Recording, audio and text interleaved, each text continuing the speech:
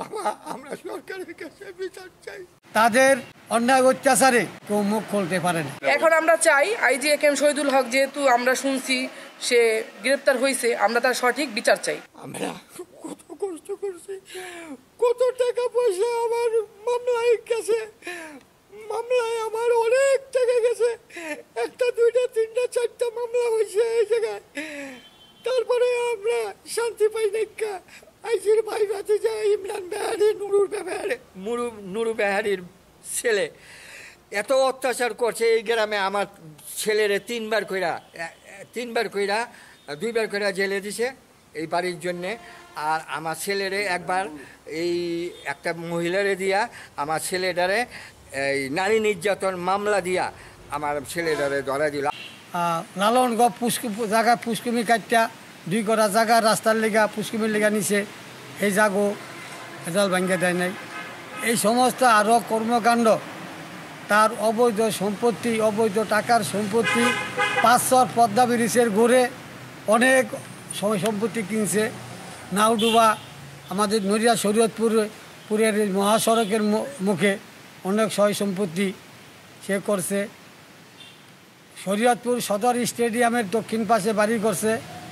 Majid Joina school and কলেজের নামে শরীয়তপুর একটা 3তলা মার্কেট করছে, টাইসের মার্কেট। তার ঢাকাতে উত্তর পশ্চিম আগারগাঁও, তালতলা পশ্চিম আগারগাঁও 6তলা বাড়ি করছে, 7টা 8টা তার ফ্ল্যাট আছে। আরও বিভিন্ন জায়গায় নামে বেনামে অনেক সম্পত্তি করছে।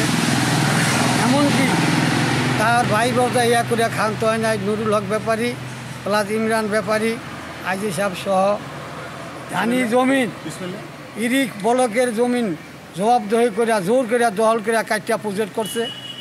এমনকি আমাদের নদীর পাড় থেকে যে খাল, এই খালটা কাটার পরে খালেরা বাঁধ দিয়া আটকাইয়া ভরিয়া খাল দখল করিয়া জোর করিয়া জায়গা দখল করছে, খাল দখল করছে। খালটা 4টা চকের পানি নামতে নিষ্কাশনের ব্যবস্থা বন্ধ করে দিছে, মানুষ কোনো ফসল করতে পারে না। তথা এই 4টা চকে অত্যন্ত না হইলেও তো 1000 মণ ধান হইতো, সেই ধান থেকে বঞ্চিত।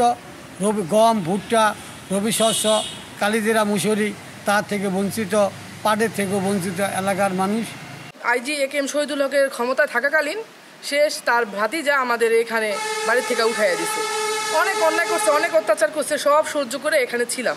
কিন্তু লাস্ট আমাদের বাসায় যা ছিল, আমাদের টাকা পয়সা গয়নাগাটি বাড়ি ঘরে যা ছিল সব লুটপাট করে নিয়ে গেছে। আবার আমাদের বাড়ি থেকে বের করে দিছে, খালি পায়ে আমাদের বাড়ি থেকে বের করে দিছে। বের করে বাড়িতে জোরপূর্বক বাড়ি দখল করছে। তাছাড়া আমাদের আরও নানাভাবে আমার ভাইকে, আমাদেরকে, আমার বাবাকে নানাভাবে হয়রানি করছে। আমরা এর সঠিক বিচার চাই।